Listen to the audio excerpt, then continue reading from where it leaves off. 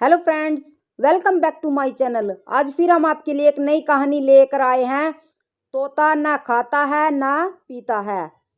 एक बहेलिए को तोते में बड़ी ही दिलचस्पी थी। वह उन्हें पकड़ता, सिखाता और तोते के शौकीन लोगों को ऊंचे दामों में बेच देता था। एक बार एक बहुत ही सुंदर तोता उसके हाथ लगा। उसने उस तोते को अच्छी अच्छी बातें सिखाई, उसे तरह तरह से बोलना सिखाया और उसे लेकर अकबर के दरबार में पहुंच गया। दरबार में बहेलियों ने तोते से पूछा, बताओ ये किसका दरबार है? तोता बोला, यह जहांपना का अकबर का दरबार है।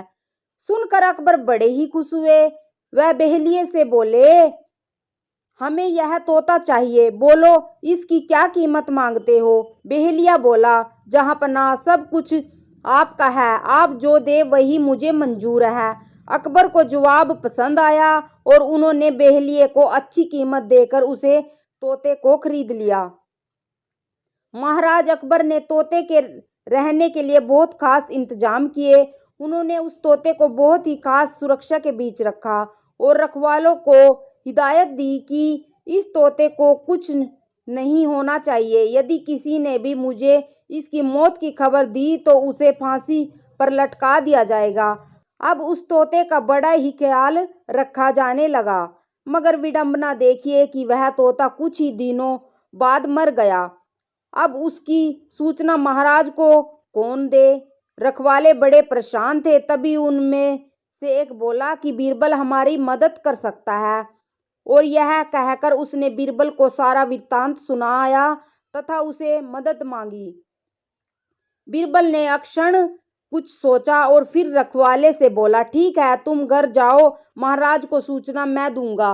बीरबल अगले दिन दरबार में पहुंचे और अकबर से कहा, हजूर आपका तोता। अकबर ने पूछा, हाँ हाँ, क्या हुआ मेरे तोते को? बीरबल ने फिर डरते डरते कहा, आपका तोता जहांपना।